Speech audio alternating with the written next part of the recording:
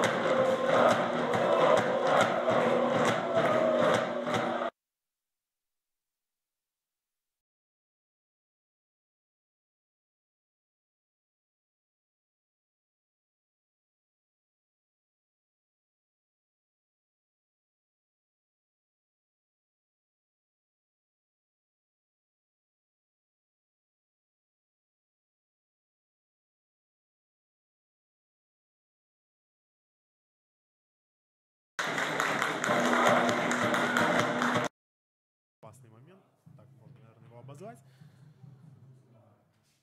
Ну, здорово играет на выходе Аснин. И опять же, на острие был Зуевич. Да, на острие Зуевич. Ну, неплохо парень выглядит, так, атакует. Сразу, знаешь, так бросается вот именно какая-то такая вот молодая вот злость, знаешь, когда ты не можешь просто даже в какой-то момент остановиться, потому что тебе опыта не хватает, просто понять, что надо остановиться, все равно бежишь, прешь. Еще очень сильно бросилось, как только что по передаче вратаря, когда он выбивал, два футболиста в центральной зоне, два центральных защитника кинулись на один мяч, хотя так не должно быть, один должен страховать.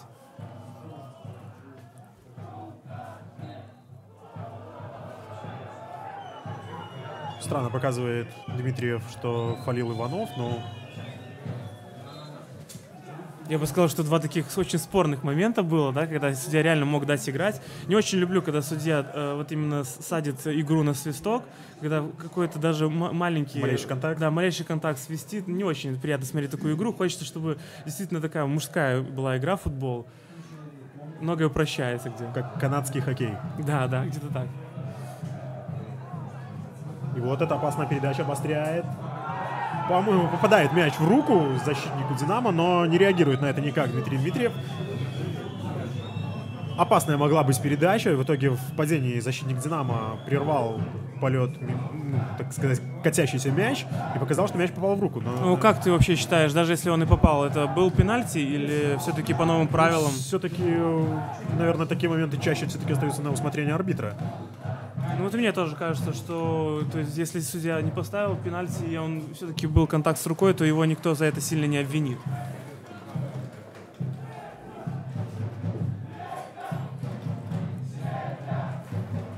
Иванов отправляет мяч вперед на Талейка.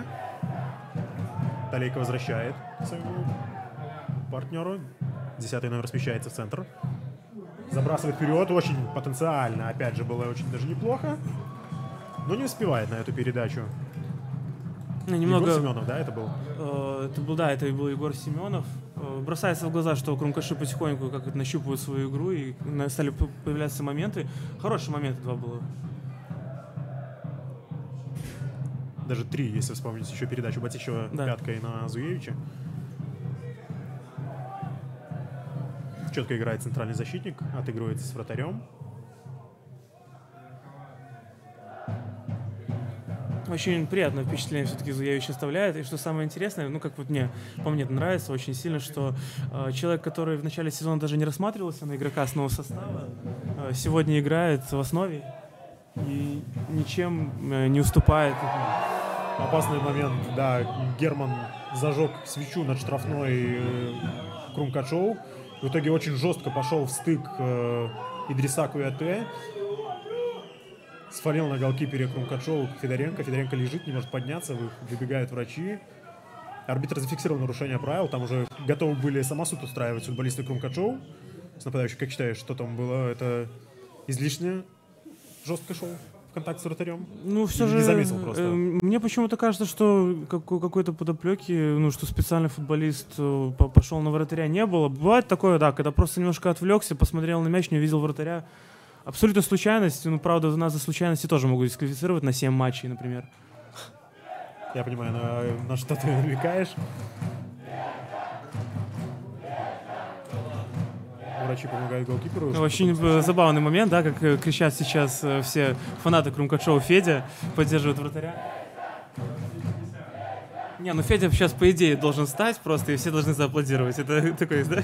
Федя встал. Классический момент. Это уже хорошо, держится за бок. Наверное, может быть, серебро повредил. В любом случае, это неприятный, конечно, инцидент. Я, честно говоря, весь сезон жду, чтобы дали шанс Жене Костюковичу. Не знаю почему, мне просто вот импонирует вообще история этого человека, история этого вратаря, который, можно сказать, закончил футболом много-много лет назад, и он действительно заслужил побольше, может быть, матчей сыграть, но это мое субъективное мнение. Но я был бы не против, если бы сегодня в ворота, даже вот по такой вот причине стал бы Женя. Пока замораживает левый бок голкиперу Крумкачеву. Похоже, болезненное ощущение он испытывает.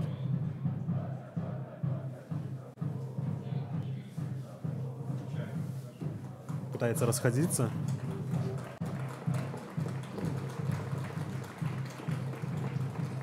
Да, пока готов продолжать игру Федоренко, но не исключено, что позже заменит его.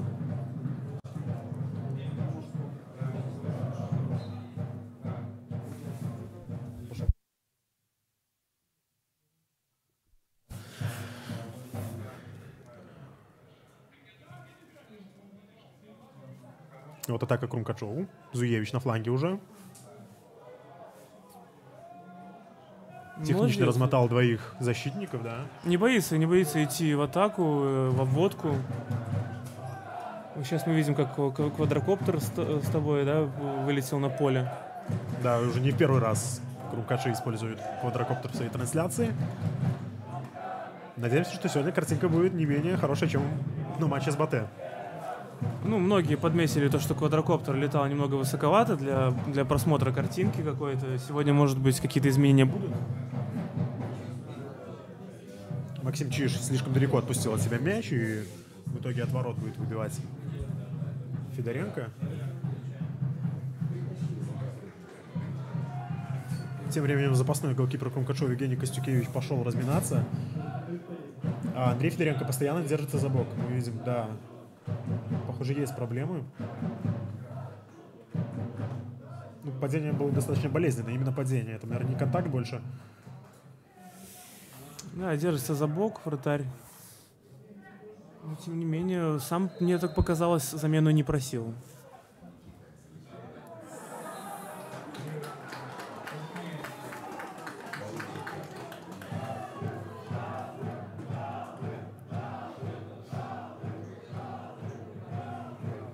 Иванов на фланге, играет Чижом. Чиж забрасывает вперед на Иванова обратно, но не проходит передача. Вновь от ворот будет выбивать Федоренко. 31-я минута тем временем подошла к концу. В целом, даже как-то тяжело пересчитать все моменты, вернее, очень легко, да? Там сколько, может быть, 2-3 таких полноценных. Не сказать, что команды играют в закрытый футбол, просто вот... Ну, моментов реально очень мало. Это очень странное решение принял Максим Чиж. Может быть, думал, кто-то из африканских нападающих сместится на фланг, там примет. Ну, это вообще был вслепую какой-то такой, знаешь, даже не то что пас, а скорее вынос. Торрес здорово разогнался, отдал на Фомие. Фомия на фланге. Смещается, отыгрывается обратно с Торресом. Ну, здорово прочитали эту стеночку футболиста Крумкачева. Ну, неплохая была задумка, вообще очень бросается, так какая-то вот резкость. Но, кстати, Торрес с Фомие как раз-таки пришли в Динамо из Белшины. Да. Они играли вместе и там. И сейчас приносит результат Брестскому Динамо.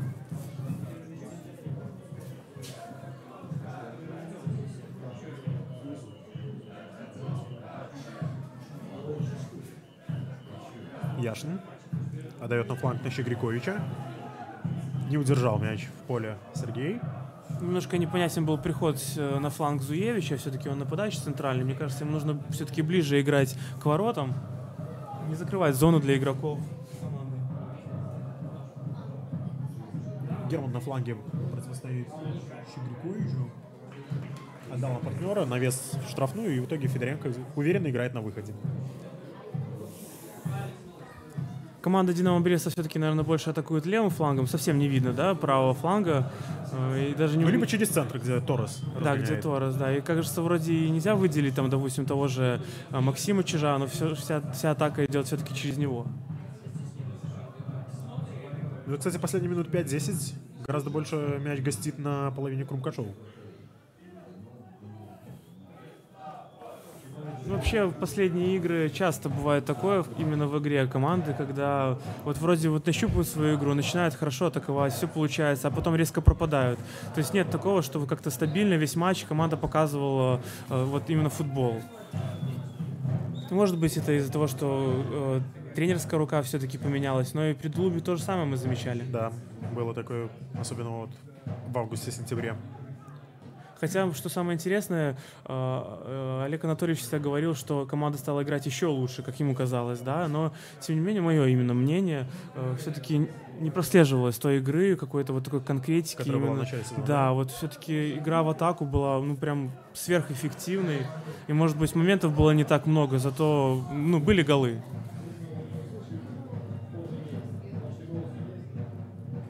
Много борьбы на флангах, в центре поля, но у ворот мяч почти не гостит. Может быть, сейчас что-то получится у Крумкачева.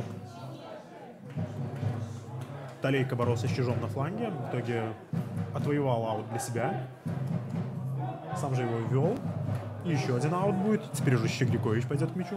Тоже, опять же, вот это вот решение Талейки кидать аут, мне кажется, он занимается не своим делом. Да, Все-таки Щегрикович чаще занимается на этой бровке. ну и уходить вот так вот, перекрывать фланг опорному полузащитнику, для защитника это очень, ну, по мне... Зуевич хорошо сыграл головой. Талейка бьет в ближний угол. Отлично играет Аснин. Правда, отбивает перед собой. Снова Талейка был с мячом. Продолжается атака. Навес. И выходит мяч за пределы поля.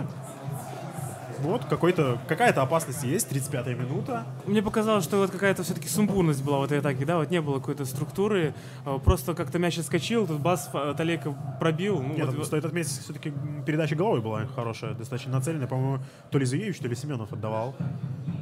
И после этого Талейка пробил.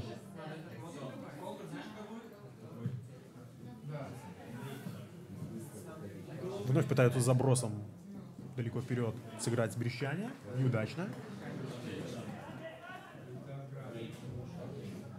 Иванов пытался технично обыграть Иванова, но... ну, Иванов забрал мяч у Иванова. Да.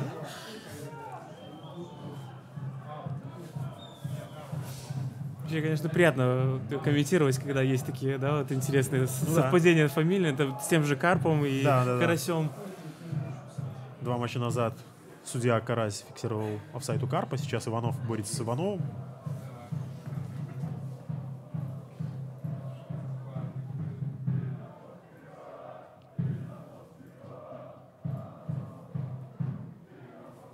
Очень хорошо болеют сегодня, конечно, брестские болельщики. Воспевают песни, постоянно не молчат, гонят вперед. Перед матчем был, кстати, очень хороший перформанс с футболистами. Ну и сегодня Крумкаши тоже перформанс интересно затеяли, что касается селфи, да, самого большого в Беларуси, я так понимаю, они хотят сделать. Да, селфи вместе с командой после матча. Посмотрим, что из этого выйдет. Я думаю, в соцсетях мы это все увидим. Я еще, когда играл в футбол, это был МТЗ Репо, да еще был игроком дубля, даже не было шанса у меня играть за основную команду. Болельщики Динамо Бреста на матче против МТЗ Репо украли флаг, один из фанатов прибежал прямо на сторону МТЗ Репо, украли флаг МТЗ Репо, и потом за ним понеслись там человек 30 забирать этот флаг, потом драка какая-то началась, милиция, ну, было весело. Ну, с МТЗ Репо всегда было весело, конечно. Противостояние МТЗ Репо и Динамо, это было интересно. Как сейчас Фамие пытался набежать на мяч, и в итоге Идриса Куяте помешал своему партнеру нанести хороший удар. Получился, просто покатил низом, и Федоренко взял мяч в руки. Федоренко больно держится за бок. Голкипер Крумкачев, наверное, все-таки увидим замену вратаря. Что самое интересное... Тем временем опасный момент у ворот Динамо. Семенов удержал мяч. Щегрикович продолжает атаку. Выходит мяч за пределы лицевой. Очень, на самом деле, мне кажется, неправильное решение принял сейчас Семенов. У него был момент для того, чтобы пробить. Тем не менее, Егор не захотел пробить. Он пару раз убрал мяч под себя и утерял тем самым возможность для того, чтобы, может быть, даже попробовать с помехой нанести удар по воротам. Федоренко снова вызвал врачей на поле. Снова прервана игра. Дело в том, что Женя, Евгений Костюкевич вернулся и снова сидит на скамейке запасных. Непонятно почему. Он не разминается?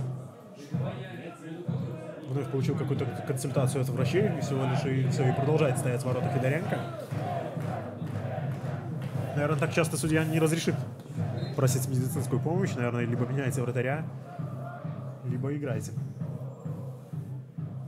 Я так думаю, что в любом случае, даже если не понадобится замена, все-таки Евгению нужно быть в тонусе, быть готовым для того, чтобы выйти.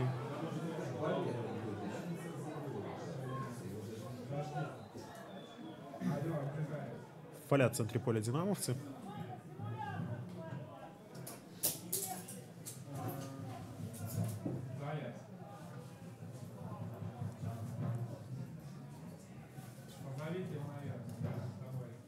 Скженецкий отыгрывается на фланг, на Калугина. Перехватывает мяч динамовцы. Спокойно сейчас пытаются начать свою атаку.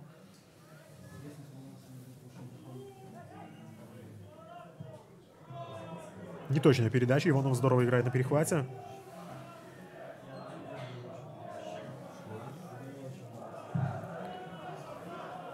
Фомия на фланге боролся со Щегриковичем, но заигрался немножко Джоэль в этом моменте и потерял мяч. Ушел он за боковую.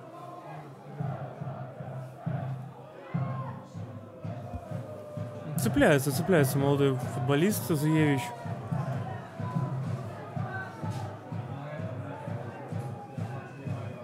Так вот, как раз таки сбился с мыслей тогда как раз про Зуевича. Ну, классно, когда получается так, что футболист, который из дублирующего состава даже не рассматривается на место в основном составе команды, ну, хоть и под конец сезона, в итоге становится основным его игроком, и достаточно часто выходит.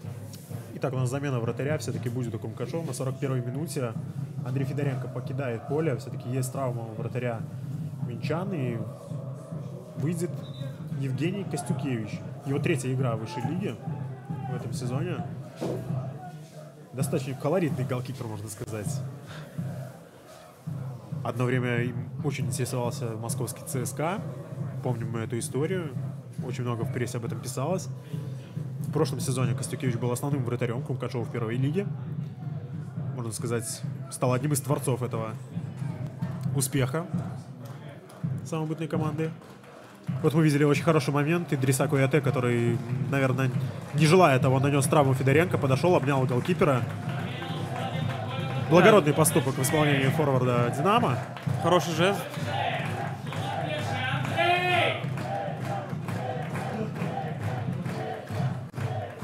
Василий Хомутовский благодарит Федоренко за работу. Стоя благодарят болельщики своего голкипера. Костюкевич уже пытался выйти на поле, но говорит ему запасной арбитр, что надо по правилам вступать в игру. Женя просто очень долго ждал этого момента, понимаешь? Как бы полсезона сидел на скамейке, чтобы выйти. Женя действительно заслуживает, даже вот хотя бы пусть и таким образом выхода на поле. Тем не менее, все же я уже говорил, буду поддерживать этого человека. Молодец, он огромный молодец. И я сам уже присутствовал при том, когда Женя все это начинал. Вот, он вообще был оператором нашей команды. И просто ехал с нами всегда в автобусе, всегда поддерживал. Он очень хороший парень, смеялись с ним. А потом он вдруг резко стал в ворота, и никто даже не заметил этого изменения. Как будто так и должно было быть, понимаешь? Да, вот когда оператор переквалифицируется в футболиста, это и очень интересно, конечно. То есть для кого не было это каким-то там сверхмоментом, просто оператор стал в ворота, ну все, поехали, дальше играем.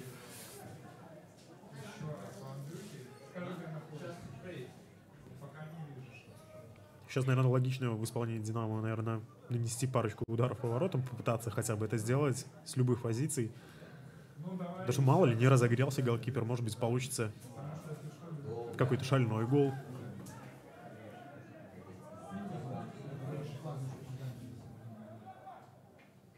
Ну, знаешь, для этого хотя бы нужна возможность эту, для того, чтобы пробить Да. по воротам, хотя бы даже с 30 метров. Ну, пока достаточно плотно играет Кумкачев возле своей штрафной площади как раз-таки, что издалека, наверное, и не пробьешь. Понадеялись друг на друга, мне кажется, футболисты.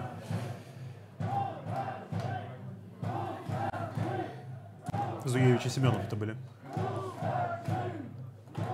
В итоге не разобрались, потеряли мяч, мяч вышел в аут.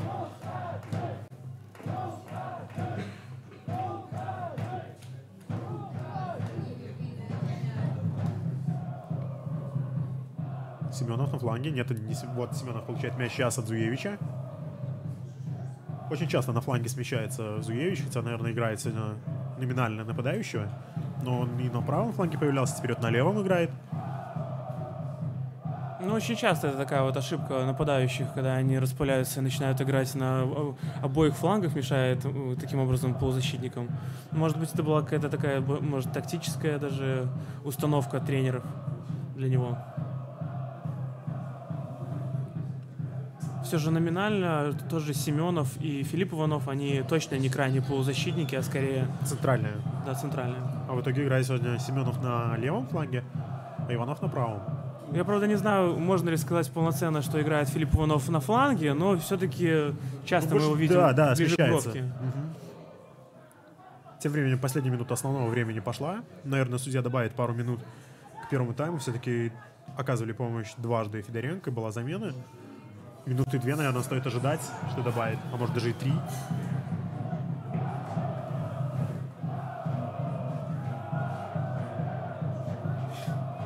Часто еще бывает такое, что Талейко предлагает себя тоже во фланг, он уходит из середины во фланг. Может быть, это тоже тактический. Да, несколько раз мы это видели уже в первом тайме. Иванов забрасывает вперед на Зуевича, на Семенова, извините.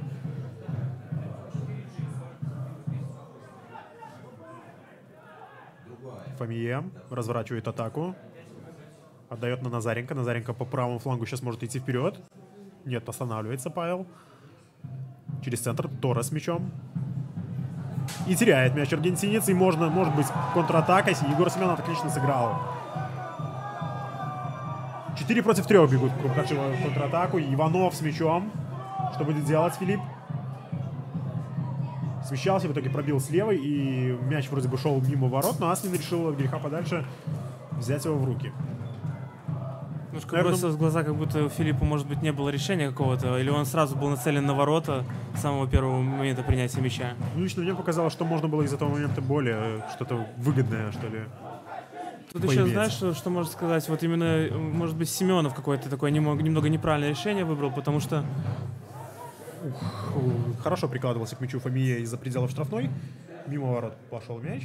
Продолжи свою. Да, потому что все-таки Филипп более каким-то вторым темпом атаковал, а ребята, которые бежали впереди, все-таки Егора, у них как-то было все-таки как-то они там более, может, больше пространства для того, чтобы сделать более опасный момент. Ну, такое чувство, что вообще во время этой контратаки футболисты Крумкашова несколько сгрудились в центре и не разжались, что ли, для того, чтобы растянуть защиту Динамо. Да, может быть. Вновь активирующий на фланге Фомия. Навес абсолютно безадресный получается.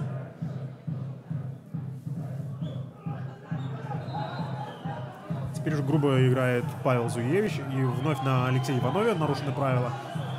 Я не сказал бы, что сильно грубо, это была абсолютно нормальная борьба. Вдвоем ребята подпрыгнули, просто вот какое-то небольшое касание. Ну, кстати, и на Иванове сегодня фолов было гораздо больше всего, наверное, в первом тайме. Ну, достаточно активно, да, игра сегодня этот защитник, причем, насколько я понимаю, тоже очень молодой парень. 4 нарушения было как минимум.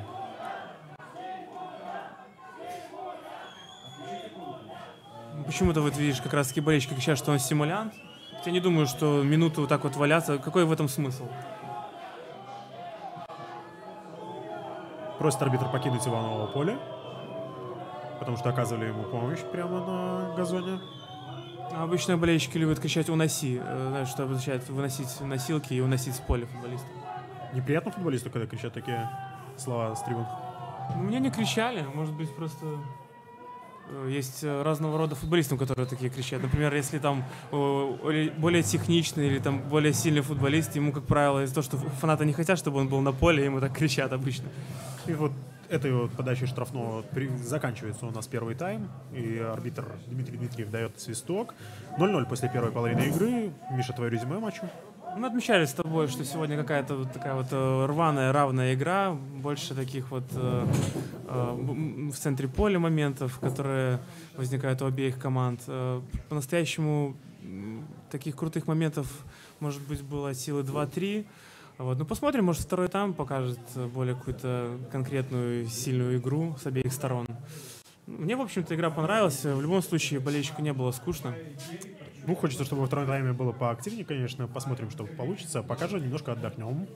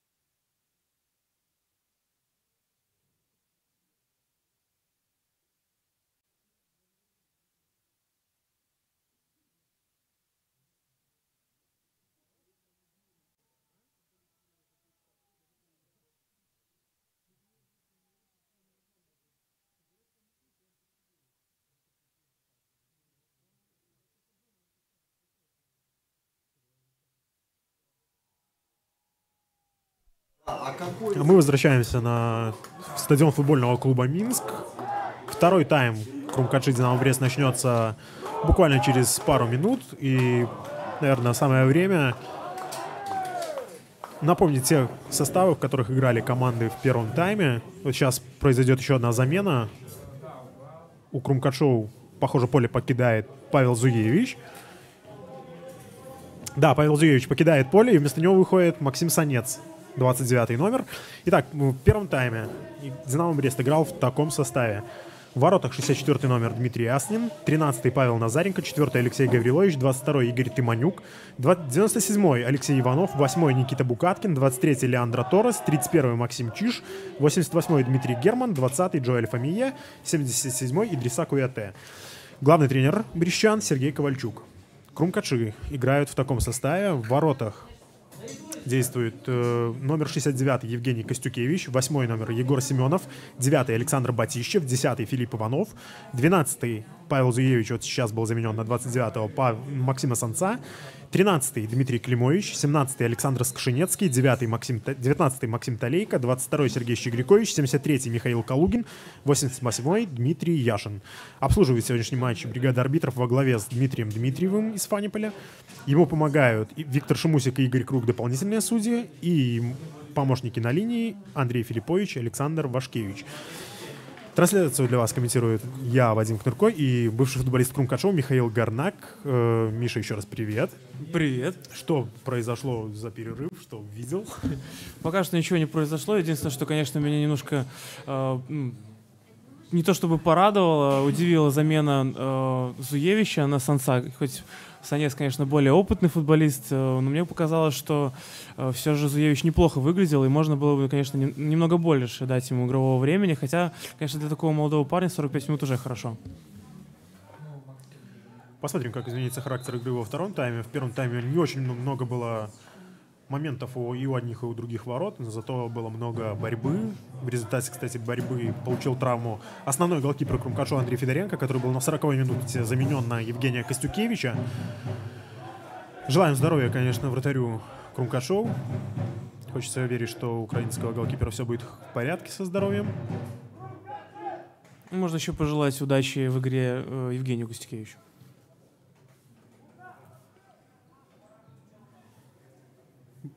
Брестчане пытались атаковать левым флангом.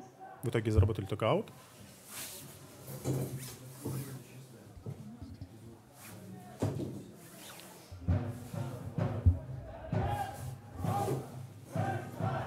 Леандро Торрес в центре.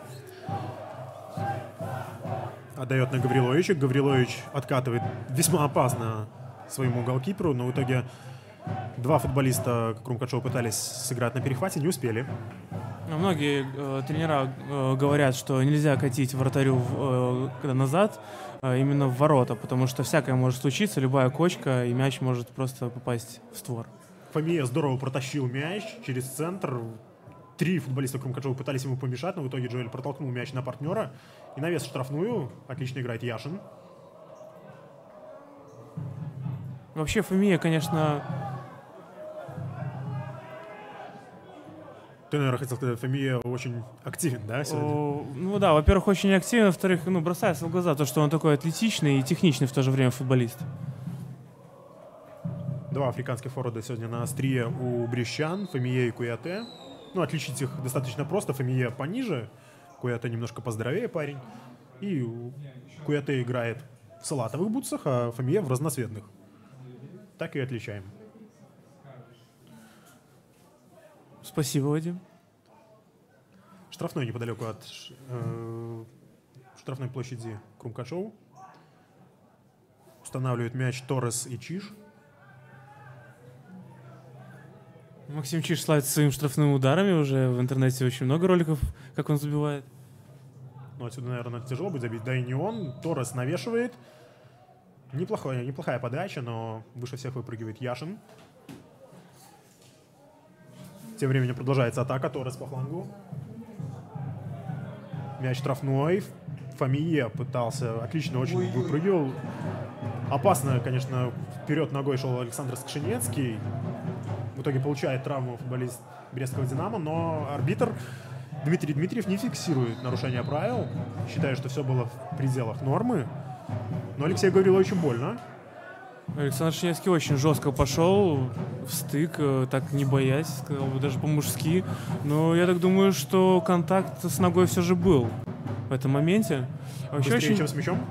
Да. Не, может быть, он был одновременно с мячом. То есть, конечно, тоже, опять же, на усмотрение арбитра. Ну, значит, опасно было, да. А вообще бросилось в глаза, что команду Крумкачи вышли из перерыва, очень низко стали играть, и Динамо Брест, такое ощущение, стал играть первым номером.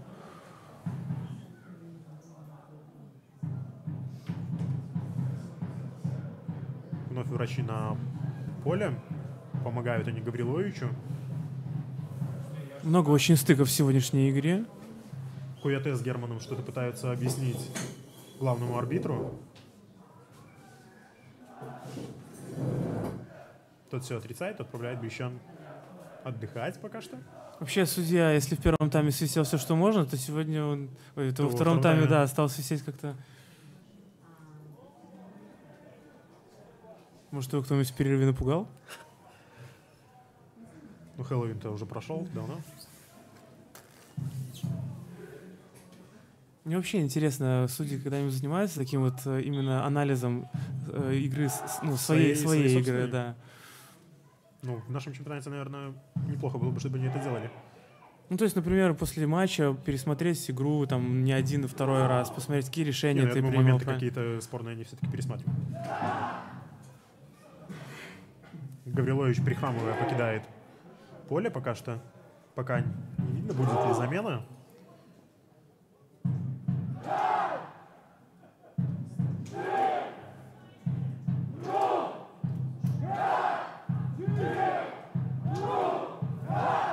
Я так понимаю, что сейчас Крумкачи кричат и Динамо Брест, и Крумкачи? Если честно, не расслышал, что кричали динамовцы. Я тоже не слышал, но мне показалось, что все-таки какая-то была такая легкая поддержка с их стороны.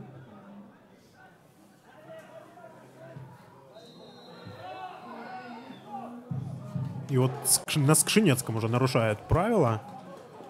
Первая желтая карточка у нас показана на Алексею Гавриловичу. Как раз-таки отомстил Гаврилович Скшинецкому за тот стык штрафной. В итоге получил желтую. Интересно, это было такое какое-то совпадение, или все же это действительно была какая-то отместка за предыдущий эпизод? Кто же знает, кто знает. Знает только Гаврилович, наверное. Просто все, наверное, слышали вообще эту историю с Роем Кином, да, когда он целый год ждал, чтобы отомстить своему противнику. Максим Санец неплохо подыгрывал себе головой, но он все-таки потерял мяч. Торрес далеко вперед выбивает. Яшин отправляет мяч обратно. Фиксирует вне игры арбитр. Санец, наверное, одной ногой был дальше, чем последний защитник «Динамо». Да, они, в общем-то, вдвоем выходили, и, наверное, немножко запоздал нападающий. Опять же, за достаточно много игр я так не понял, на какой позиции все-таки не только один тренер, все тренера видят Санца. То есть он больше нападающий или какой-то атакующий полузащитник.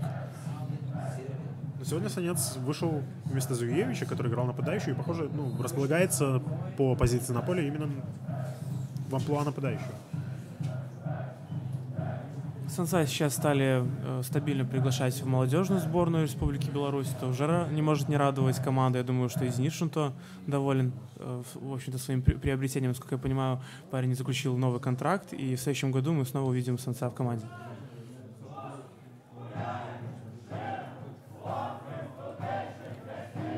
Далеко выбивает мяч из ворот Костюкевич. Борьба в центре поля. Нарушение правил в итоге. Торрес не прав.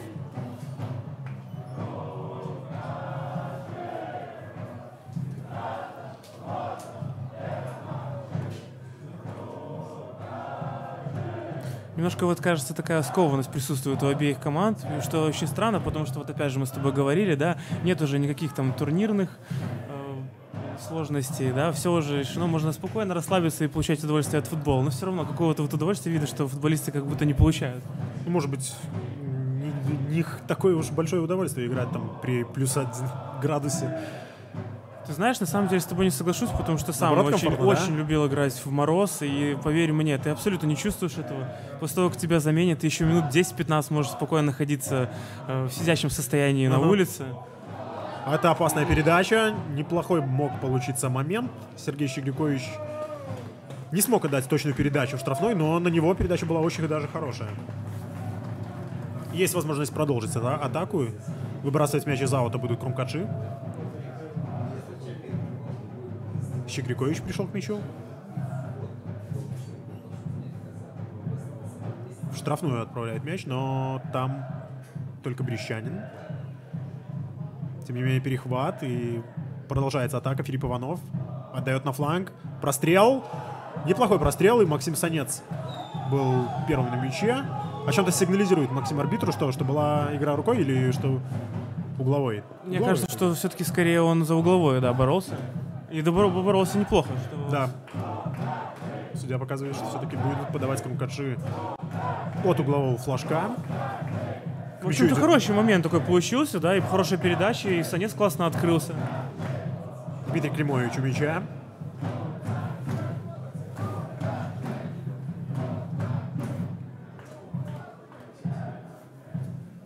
Подача. Хорошая подача на дальнюю штангу. Немножко неуверенно, такое чувство, действовал в рамке Аснин. Вроде бы пошел на перехват, в итоге потом начал смещаться назад. Но повезло ему, что не дотянулся до этой передачи, не смог качественно нанести удар Калугин. Ты знаешь, очень хорошая на самом деле подача получилась от Филиппа Иванова. Она такая, в общем-то, падающая. И вот такие вот как раз таки передачи тяжело. Климович, вернее, да. И вообще такие передачи сложно вратарю перехватить. Жестко против Куяте играет Скшинецкий, перехватывает мяч. Неплохо отдавал, опять же, на Сансай, но опять Максим в офсайде. Как видим, нацелен бежать к воротам. Максим уже второй раз за 5 минут попадает в положение вне игры. Сейчас я даже не знаю, кому сказать, что неправильно поступил Сансу или Саше Шинецкому. Я думаю, что Александр мог спокойно какую-то паузу немножко все-таки выдержать, поторопился. С другой стороны, я очень удивился, что судья сейчас не свистнул, да? Такой достаточно жесткий момент был. Имеешь в виду с Куяте? Да, именно с Куяте Шинецкого. Там была борьба в плечо. Может быть, даже ничего такого криминального и не было. Нет, криминального-то не было, но в первом тайме он все такие моменты свистел. С другой стороны, да. Что ж, пока небольшая пауза у нас в игре, можно послушать, какие счета в других матчах дня сегодняшнего. Сегодня, напоминаем, в последних 2 турах все матчи начинаются в одно время. И есть парочка достаточно интересных результатов. Витебск побеждает во втором тайме. Второй тайм идет УБАТЭ 2-0. Действующий чемпион. Второй матч подряд не может победить пока что. Гранит проигрывает 0-4 и достаточно мизерными делает свои шансы на выживание в этом сезоне. Нафтан выигрывает у Белшины 2-1. Слуцк Неман 0-0. Динамо Минск выигрывает у Ислыча 1-0. У нас опасный момент еще один.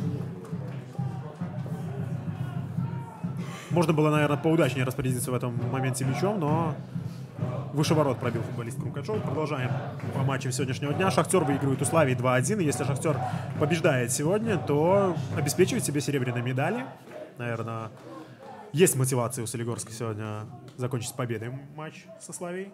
И в Городее местный клуб побеждает Жодинская торпеда БелАЗ. Пока что 2-1. Мы продолжаем смотреть наш матч 0-0. Как видим, много мячей забито сегодня, но у нас 0. Хотелось бы что-то увидеть, да? Да, очень хочется. Мы для этого футбол, в принципе, и смотрим, для того, чтобы увидеть голы.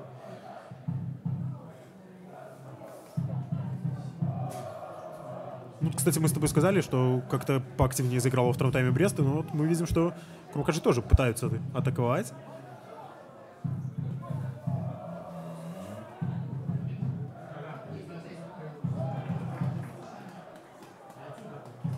Да, с тобой согласен полностью. В общем-то, игра и выглядит так, как будто она какая-то ничейная. Если останется счет 0-0, мы, наверное, с тобой абсолютно не удивимся.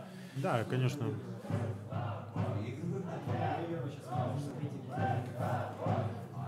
Неточная передача была от Гавриловича.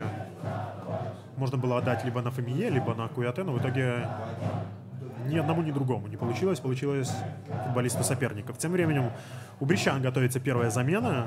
В игру готов уже войти 17-й номер Павел Сидько.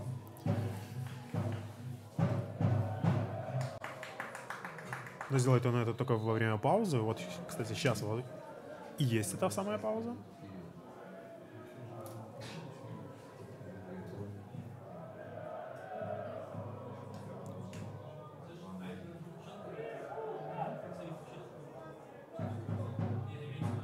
Вновь достаточно неприятный штрафной будут исполнять брестчане.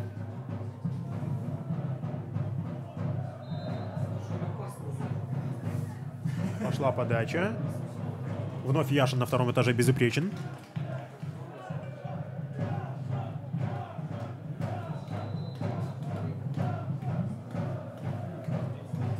И вот она замена у брестчан. Максим Чиж покидает поле.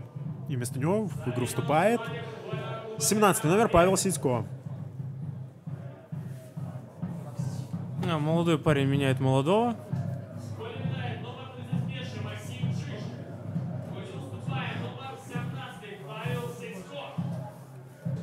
Максим даже не захотел подходить на другую половину поля для того, чтобы сделать замену. Это, наверное, связано с тем, что команда все-таки хочет победить, наверное, да? Не хочет терять время. Терять время, да, и покинул на другой половине. В общем-то, ты, наверное, слышал о том, что «Динамо Брест» хотят последние 2 матча выиграть и набрать максимальное количество очков. В общем-то, сейчас команда является, наверное, самой амбициозной по своим заявлениям в чемпионате.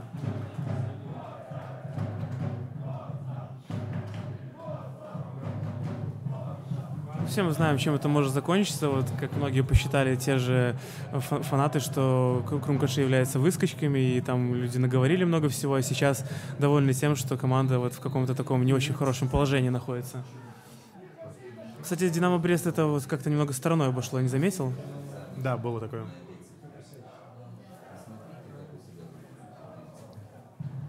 Вновь нарушение правил.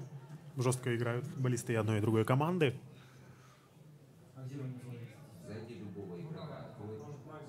Сейчас был Талейка неправ, нарушил правила на чужой половине поля. Тыманюк исполнил штрафной. Далеко вперед выбил мяч. Казалось бы, потеряли брестчане контроль над мячом, но продолжается их атака. Тем не менее, теряет все-таки брестчане. Климович с мячом. Климович в последних играх привыкает к новой позиции центрального защитника. Ну вот, видимо, как-то плохо привыкает, теряет мяч в борьбе с Торресом. Отличнейший момент был у Джоэля Фамие, и на самом деле непонятно, почему Джоэль не отдавал передачу, потому что Идриса Куяте, наверное, находился в более выгодной позиции, показывает это сейчас ивуарийский нападающий Ганскому. Знаешь, что 2 варианта. Либо просто вот человек хотел очень сильно забить, либо не хотел просто, чтобы его партнер забил, понимаешь?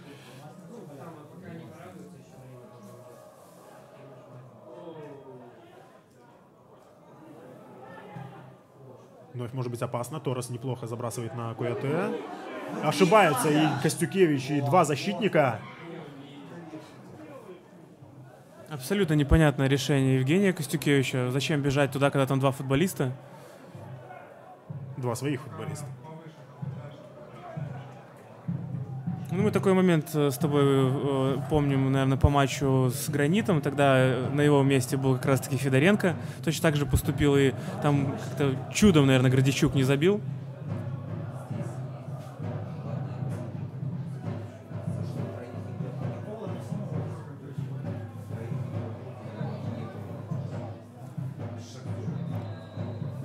Фиксирует нарушение в центре поля Дмитриев.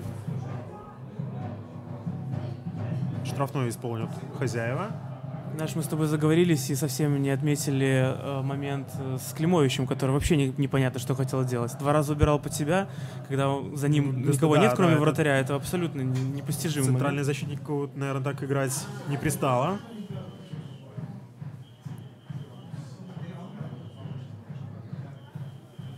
И, конечно, очень смешно получилось то, что в этот самый момент ты как раз-таки обсуждал его новую позицию, и он как раз-таки так ошибся.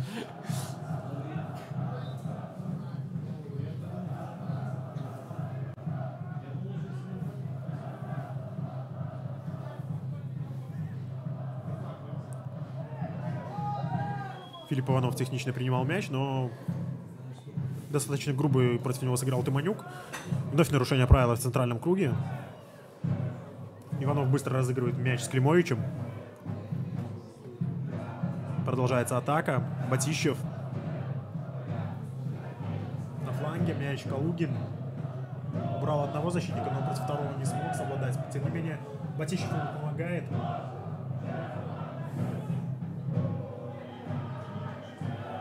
Семенов с мячом. И нет, нарушение правил было. Останавливает игру Дмитрий Дмитриев. Наверное, впервые за игру какая-то вот легкая перепасовка, какая-то позиционная атака. Вот совсем не было в этой игре таких моментов, когда команды просто успокоятся и начнут давать пас друг другу, просто обычно. Все куда-то бегут, какой-то сумбур в игре.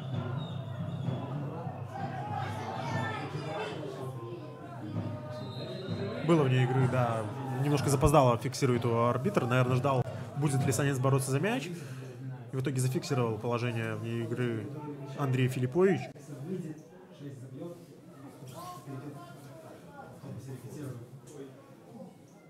Не знаю, мне показалось, честно говоря, что молодой Зуевич более как-то активнее был, чем Санец. Здорово на перехвате играет Семенов. Продолжается атака, хотя передача была не точной. И можно бить! Удар! Выше ворот. Максим Санец. Стопроцентная возможность. Можно было и в ближний угол бить, и в дальний. Но в итоге ударил выше ворот Максим. А все началось с очень хорошего перехвата Егора Семенова. Потом передача была не самая точная, но здорово в подыгрыше сыграл Батищев. Отдал на Максима Санца. И нападающий не смог реализовать этот момент. Сегодня, как должно быть обидно. Видишь, под руку, получается, ты говоришь о Климовиче, он ошибается, я говорю про Санса, что не такой активный, и он сразу же имеет такой момент. Согласен, да, что Батищев, конечно, отдал шикарную передачу, нужно было 100% забивать. И, наверное, все-таки этот опыт, да, которого не хватает всем молодым футболистам, можно даже и Женю Шикавку много раз вспомнить за этот сезон. Да, таких же моментов у него было море, да, и он точно так же не забил. Быть может, если был бы на поле в этот момент Вячеслав Глеб вместо Максима Санца, возможно, решил бы на опыте. Ты знаешь, я вот как раз в голове думал про этот вопрос. Интересно, все-таки сегодня Слава выйдет на поле или нет, и рассчитывают на него, в общем-то, в следующем сезоне тренеры и тоже Денис Шунто. Да, кстати, можно вспомнить, пока есть пауза, кто сегодня в запасе у обеих команд. У Крумкачева еще осталась одна замена, возможность одной замены, и в запасе 7-й номер Сергей Корсак, 11-й Владимир Карп, 99-й Вячеслав Глеб и 4-й Самуэль Адеуёба. И у Брестского «Динамо» в запасе Артем Денисенко, вратарь, Вадим Погудей, Александр Демешко, Диксон Афоаква, Симон Агар и Латиф Амаду. И у брестчан еще 2 замены остается. Ты заметил, что у команды Крумкачева все замены нападающие? Ну да. И вот опять еще одна возможность. Егор Семенов бьет и попадает в ногу защитнику. Гаврилович здорово сыграл. Сблокировал этот удар полузащитника Крумкачеву. Ну, угловой, продолжается атака. Хорошие моменты появились у команды, очень радует. Ну и у брестчан было пару моментов. После ошибок в обороне у Крумкачева. Если в первом тайме там было 1,5, возможно, опасных момента, то сейчас гораздо активнее заиграли обе команды. Подача с углового, неудачная, на ближнюю штангу. Там футболист в белой форме первый. Здорово сейчас Александр Шинецкий доработал. Потому что могла быть, в принципе, очень неплохая контратака. Да, и Фомия бы убежал, я думаю, с его-то скоростью. Вообще, конечно, вот эта вот атлетичность у афроамериканцев, она бросается в глаза, да, вот у них как будто мышц в 3 раза больше, чем у нас, у славян.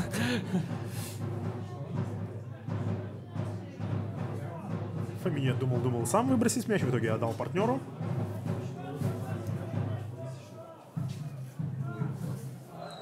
Хорошо выбросил Назаренко, ошибается Яшин.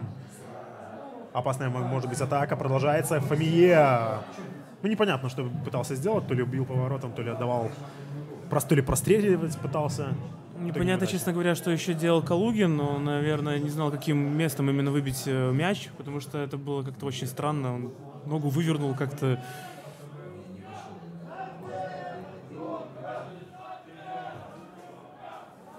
Филипп Иванов на фланге, контролирует мяч. Неудобная передача была, но все-таки сохраняют мяч хозяева. Очень красиво получился выход из обороны. Калугин. Хорошо пропускал Семенов, но Максим Санец не смог в борьбе с защитником.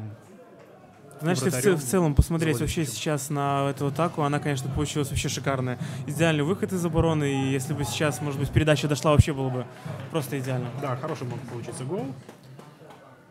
Но ключевое слово «мог». Ну, судя по количеству моментов, хотя их уже во втором тайме стало больше, да, вот мог стало у нас часто, да, появляться. Семенов дорабатывает очень активно во втором тайме, действует именно Егор. Батищев на Иванова. Иванов в борьбе с Гавриловичем теряет мяч.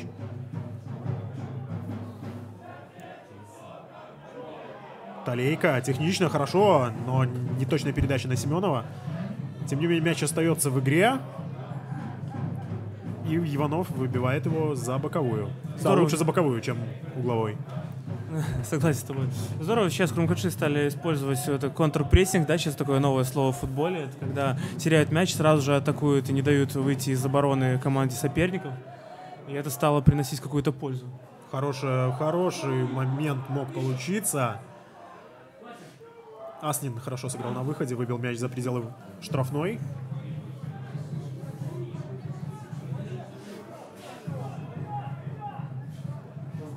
Что мы видим? Снова на острие был Егор Семенов. Казалось, руками против Максима Санца играл защитник. Ну, наверное, такое и не стоит свистеть. Все правильно сделал Дмитриев. Перехват в центре поля очередной, Талейка хорош. Ты сейчас в последнее время стал очень часто вспоминать Егора Семенова. Он, кстати, стал лучшим игроком октября по версии болельщиков. Может быть, это тоже какую-то ему пользу принесло, он так немножко подрасслабится. Да, кстати, в октябре Егор забил свой первый мяч в высшей лиге. И вновь Егор с мячом. Отлично! Отлично! Двоих обошел Егор. Продолжает. Но не прошла передача Семенова на Щегриковича. Тем не менее, мяч сохраняется. Батищев с мячом. Здорово разворачивается. Оставляет позади защитника. Семенов с мячом. Удар! В ближний угол пытался бить Егор и пробил мимо ворот. Но атака опять опасная. 72-я минута. Можем записать. Опасный момент у Крумкачева. И замена очередная в нашем матче. Брещане делают замену. Дмитрий Герман, капитан команды, покинет поле, и вместо него в игру вступит еще один африканец, ганский нападающий Диксон Афааква. Это, кстати, тот самый нападающий, который буквально неделю назад был на просмотре в московском «Спартаке». 18-летний парень, тоже такой же атлетичный, наверное, как Фомие, по габаритам примерно такой же. Ну, они вообще, в общем-то, одинаковые, но, если не ошибаюсь, уже информация поступила, что он не прошел просмотр. Да. Ну, если он в Бресте, то, конечно, не прошел. Нет, но, может быть, уже там на будущее они там смотрели его. На самом деле, хотел еще тоже отметить этот предыдущий момент. Вот Егора Семенова, как он хорошо сейчас прошел, чисто индивидуально, да, наверное, 3-4 футболистов.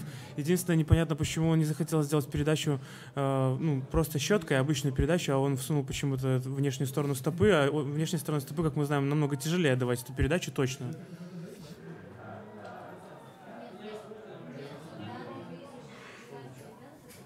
Да, очень любопытно играют Крумкачи. Как только теряют мяч, сразу же вдвоем несутся на соперника, пытаются отобрать. У нас мало команд, которые играют в прессинг. Наверное, их практически нет. Наверное, Батэ иногда, может быть, пользуется этим методом. Команда Юргена Клопа этим очень знаменита. И тоже Ливерпуль сейчас очень хорошо это показывает, то, что это очень полезно. Вновь пытается забросом играть на Идрису Куяте, футболисты брещан. Но как-то эти забросы пока не приносят особой пользы. Вновь Семенов здорово разбирается с соперником на фланге. Бывают такие моменты, даже когда ты хотел сделать что-то одно, не получилось, но все равно это получилось как-то красиво, эффективно и эффектно. Скшенецкий через защитника играет. Яшин. Яшин переводит на фланг, на Калугина. Калугин со своей прекрасной прической продолжает атаку. Но обратная передача от Батищева на Калугина была неточной. Тут скорее тот, кто отдавал, ошибся, наверное, чем тот, кто принимал. Да, это 100%. В общем-то, никто не мешал Батищеву дать передачу точно в ноги. Там было расстояние, наверное, метров 15.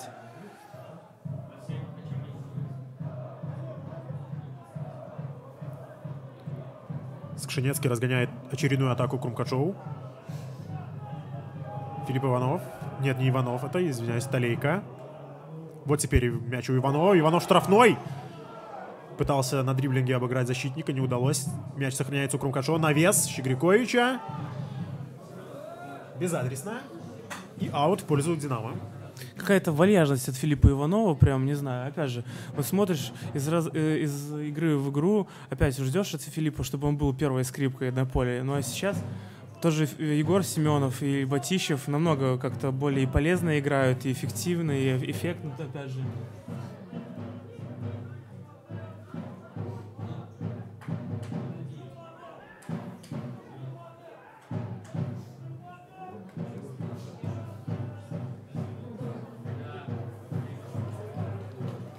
Мяч у Костюкевича. Сейчас голкипер Крумкачев немножко успокоит свою команду. Подержит мяч у себя.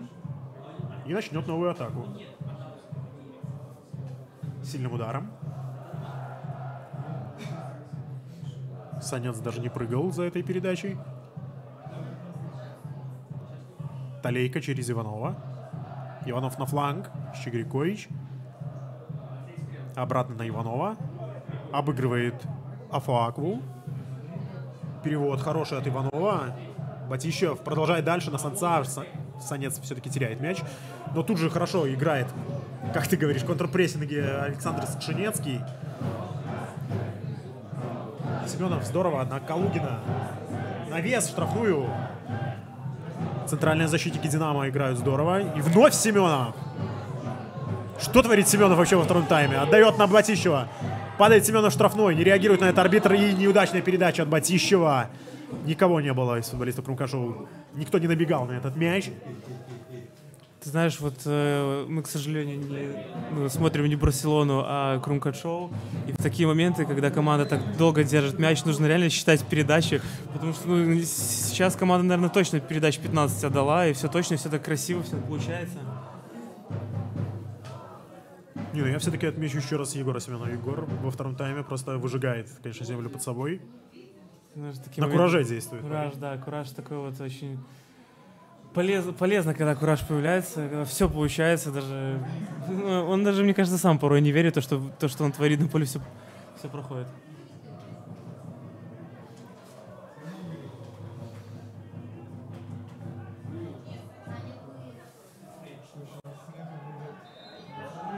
Букавкин тащил мяч и в итоге получил по ногам от Максима Санца и заработал штрафной.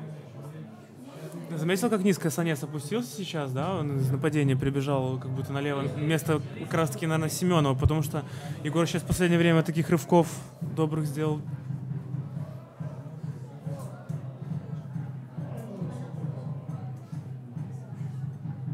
Еще один штрафной получает «Динамо».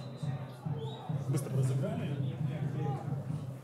Но показывает арбитр, что нужно заново проделать эту же процедуру. Мне показалось, сейчас судья сделал свисток, и футболисты разыграли по свистку как раз этот момент, и почему-то он захотел отменить. Ну, захотелось посмотреть еще раз на штрафной. Что? Называется «Дай мне шанс, я еще раз исполню». По-другому, на этот раз уже разыгрывает Брещане. Ну, неплохая передача была в штрафную от земли. В итоге угловой зарабатывают динамовцы. Торрес отправляется к угловому флажку.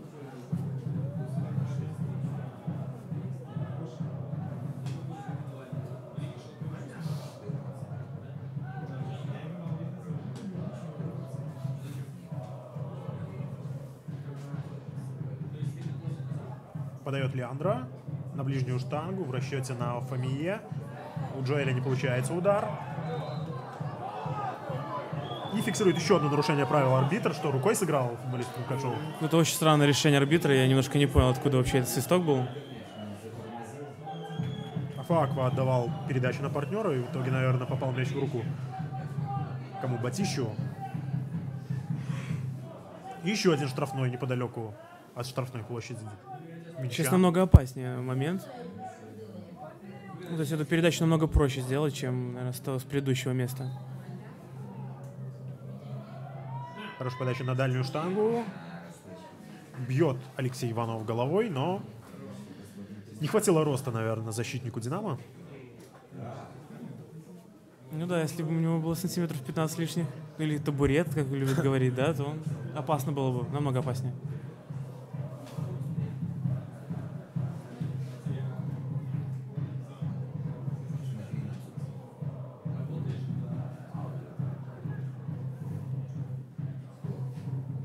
Снова «Динамо» пытается атаковать.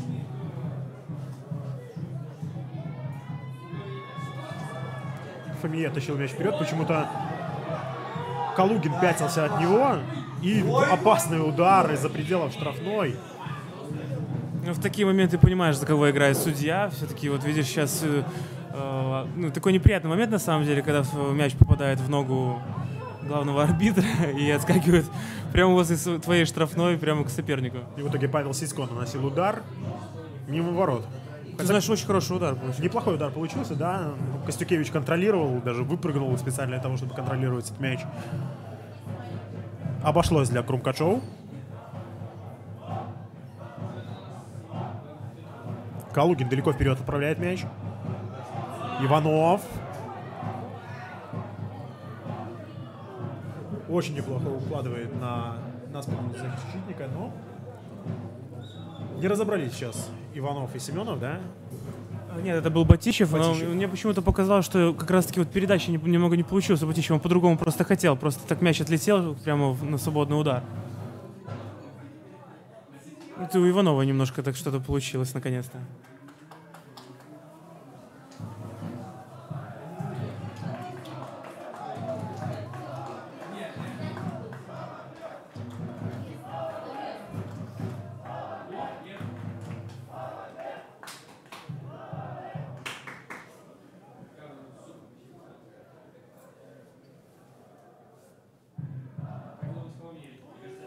Последняя 10-минутка у нас идет. Ну что, увидим сегодня мы Славу Глеба на поле? Вполне возможно. Очень разминался активно последние 15 минут Вячеслав. И вот, похоже, он переодевается, да? Да, похоже, Слава. Что ж, 10 минут будет примерно у Вячеслава Глеба для того, чтобы исправить цифры на табло. Мы, наверное, очень редко видели в этом сезоне выход на замену как раз-таки от Вячеслава. И я так думаю, что Славе тоже, тем не менее, есть что доказывает, да, свою состоятельность. Все-таки такой футболист, такое имя, не должен сидеть такой футболист, мне кажется, на замене.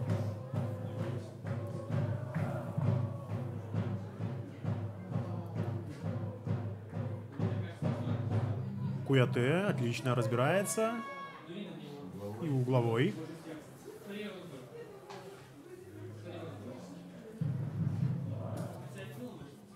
Сейчас не видно в трансляции, но голкипер Брещан, с ним разминается, даже там отжимается, он подзамерз, вратарь Брещан.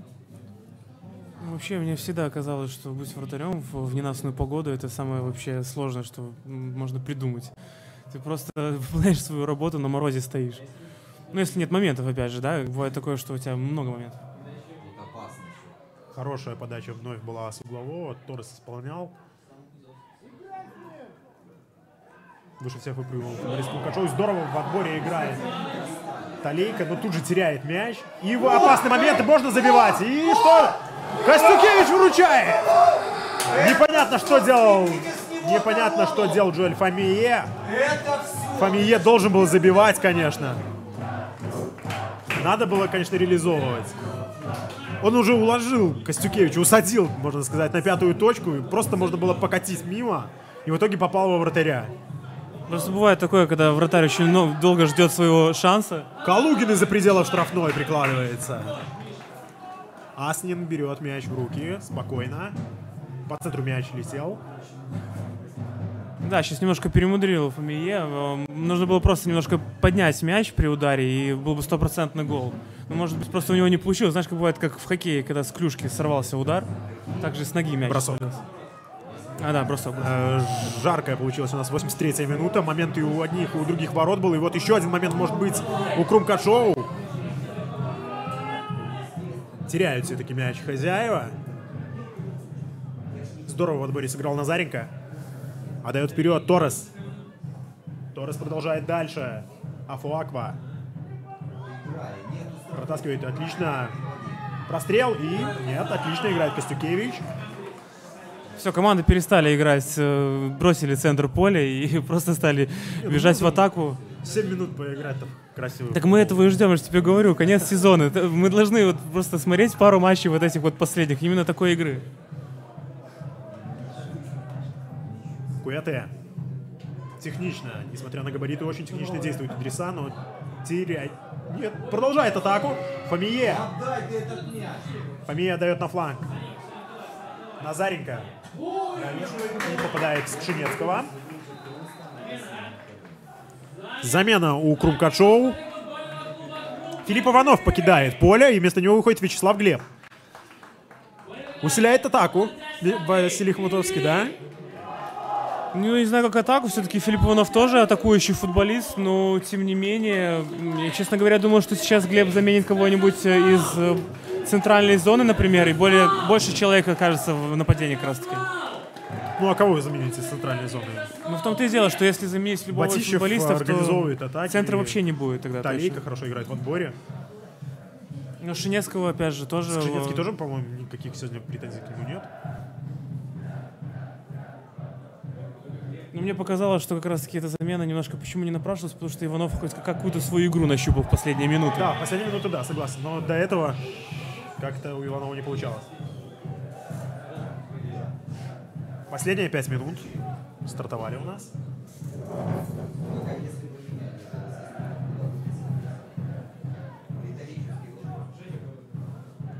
Назаренко через Тимонюка. Меняют фланг Брещане. Иванов. Как думаешь, все-таки будет сегодня гол или не будет в игре? Ну, хотелось бы. Может, даже 2, может, 5.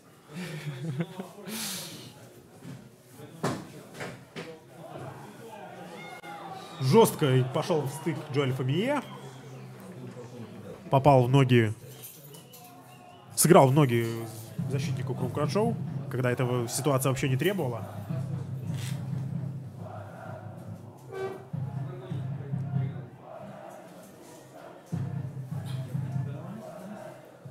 Яшин сильным ударом отправляет мяч далеко на чужую половину. Хорошо сыграл сейчас Александр Шинецкий. Да, отдал на Калугина.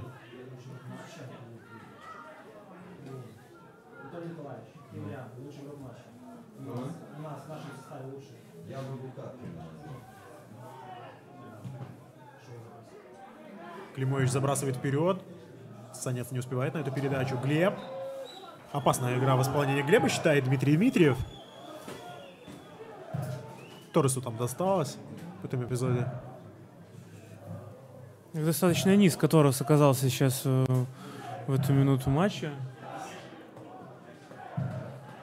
Да и не торопится на самом деле вперед, как видно. Он сейчас больше ближе к линии защитников.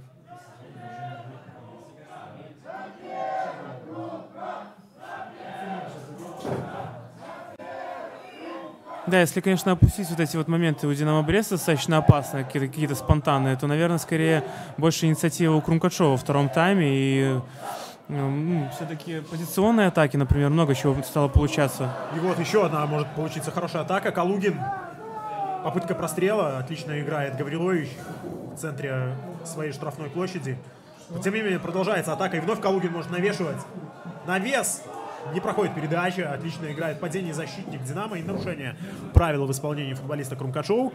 И последняя замена у нас в матче. Покидает поле как раз-таки Джоэль Фомие, который не разобрался в том моменте с Евгением Костюкевичем, когда вышел 1-1. Выпал 1-1, можно сказать, если не вышел. Вместо него в игру вступает лучший бомбардир Динамо в этом сезоне Александр Демешко. Тот самый Демешко, который передавал привет Эрику Кантона и приглашал того в Брест. Да, пока, судя по всему, Кантона не доехал до Бреста. Да, судя по всему, не доехал. Вообще, Демешко, конечно, лучшим бомбардиром стал в первом круге, когда у Динамо было не очень все хорошо. Сейчас тащил он тогда, конечно, тащил, команду, да, когда были не самые хорошие времена, а вот во втором круге присел на скамейку. Да, он полностью проиграл конкуренцию вот этим как раз-таки легионерам. Да, африканцы захватили Брест. Собственно, кстати, еще один ветеран, легенда брестского футбола Роман Василюк присел у Плотника на скамейку в Бресте. как раз-таки из-за африканцев. Ну да, Ковальчук Сергей тоже это отмечал, то, что Роман тоже очень сильно переживает, он, наверное, никогда в своей жизни не испытывал проблем с игровой практикой. Наверное, все-таки тоже пришло его время, и все-таки в его возрасте надо думать уже об окончании карьеры, тем более сколько там, 37 или 38 лет Роману исполнилось.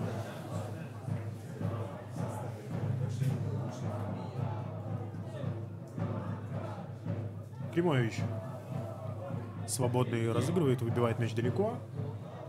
Еще раз мяч у Климовича.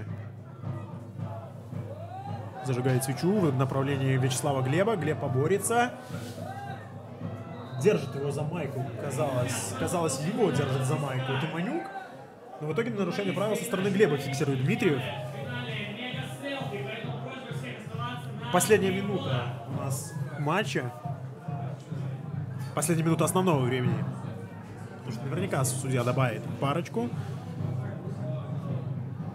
Надо должно. Второй все-таки в тайм был намного приятнее комментировать и смотреть. Хорошую игру. Да, второй тайм был поинтереснее. Всего лишь 2 минуты добавляет Дмитрий Дмитриев к основному времени матча. Странно, 5 замен было во втором тайме. Были же какие-то другие остановки. Казалось, что 3 минуты точно можно добавлять, но только 2. Я вообще не помню, и вот эта возможность у Крумкачева. Санец выбегает по флангу. Что будет делать? Пойдет в обыгрыш. Решил пробить поворотом. Непонятное решение. На самом деле можно было, наверное, отыграться через ближнего партнера. Да, сейчас Вячеслав Глеб как раз таки предъявляет ему небольшую претензию, что не отдал ему пас.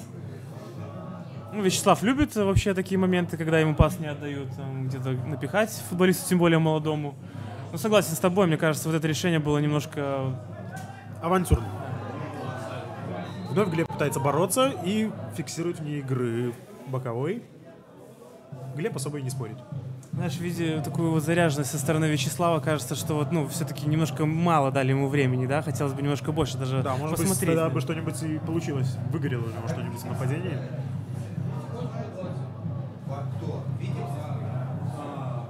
Да, вот согласен с тобой, что 2 минуты добавил судья, это очень странно. На самом деле, я не помню в последнее время, чтобы я вообще видел игры, чтобы судья добавлял меньше 3 минут. Бывает. Бывает, ну, очень редко.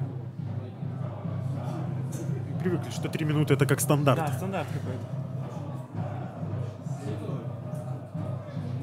Далеко вперед Брещане отправляют в надежде, что получится создать последнюю атаку. Не получается. Последняя атака. И вот, наверное, последняя атака у Крумкачева. Возможность сделать последнюю атаку. Теряют мяч в центре поля. Не фиксирует нарушение правил Дмитрий Дмитриев. И теряет тут же мяч Брещане. Против Глеба жестко играют в центре поля. И это фиксирует нарушение правил Дмитриев. Мешает пробить штрафной Торрес. Мне кажется, за это можно и желтую показать. Что вообще сейчас происходит на поле, непонятно немножко. Да, получает желтую Торрес. За то, что не позволил вести Кшенецкому мяч со штрафного. Так еще упал, схватил мяч руками. Очень странное решение какой-то футболист принял. Ну, аргентинец горячий.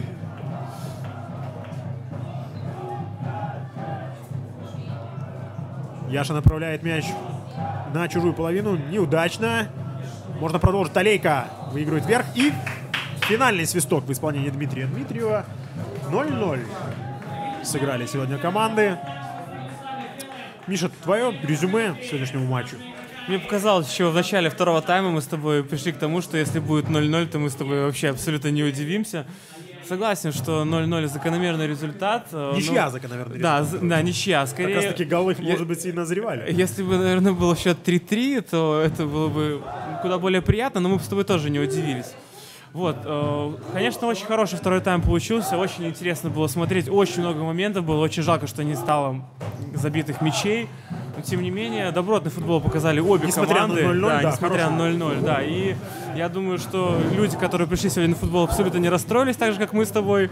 Вот, ну, будем надеяться, что, я не знаю, это наша последняя с тобой домашняя игра, что следующий сезон будет еще веселее и будет еще круче с тобой его комментировать. Тебе спасибо огромное вообще за этот год. Вот, в общем-то, все. Сезон был... И много было хорошего, много было позитивного. Было и негативное, но, наверное, негативное забудется, позитивное останется. Что же касается Крумкачева, то у них остается последний матч на этом же поле. Через неделю встретятся минчане с минчанами. Крумкачи сыграют с Минском, но это будет гостевой матч для Крумкачева. мы же, наверное, попрощаемся с вами. Спасибо вам за этот сезон. Он был хорошим, следующий будет еще лучше.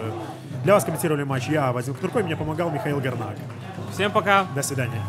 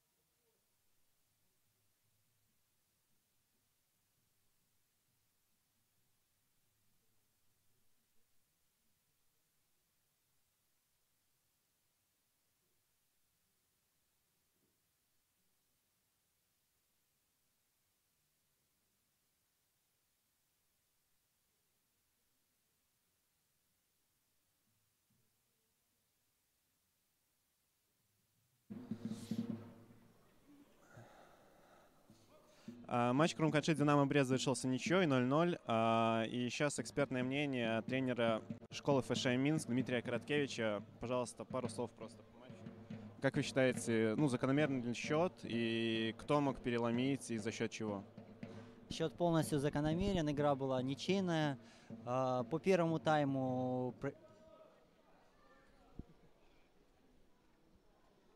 По первому тайму была борьба за инициативу, но во втором тайме крумкачи переломили инициативу и гол назревал. За исключением обрезки Талейка и незабитым голом Фомия. В принципе, игра была очень интересная, было много борьбы, но, к сожалению, моментов голевых было немного создано, поэтому исход игры полностью закономерен. В составах обеих команд было очень много молодых игроков. Кого бы вы выделили из «Динамо» и из крумкачей? У «Динамо» Бреста очень понравился центральный нападающий Идриса Коэте. А у крумкачей очень хорошее впечатление, во-первых, Егор Семенов оставил, и 12-й номер молодой нападающий.